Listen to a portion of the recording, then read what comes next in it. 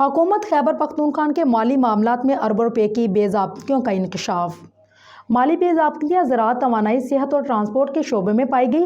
Auditors نے transport department کے جواب کو گمراہ کن قرار دے دیا۔ ذمہ داروں کے تعین کے لیے معاملے کی غیر جانبدارانہ انکوائری کی سفارش۔ آڈیٹر جنرل آف پاکستان نے حکومت خیبر پختونخوا کے مالیاتی معاملات میں اربوں روپے کی بے ضابطگیوں کی نشاندہی کی ہے۔ یہ مالی بے ضابطگیاں زراعت، توانائی، صحت اور ٹرانسپورٹ کے شعبوں میں پائی گئی ہیں۔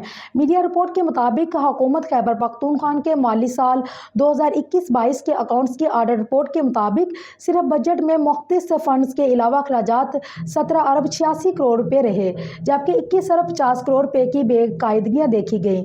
محکمہ توانائی اور بجلی میں 7 ارب 70 کروڑ روپے کی بے ضابطگیوں کی نشاندہی کرتے ہوئے آڈٹ رپورٹ میں میلٹنٹن ہائیڈرو پاور پروجیکٹ کے لیے آلات کی خریداری کے لیے دیے گئے 2 ارب 80 کروڑ روپے کے ٹھیکے کو مشکوک قرار دیا گیا۔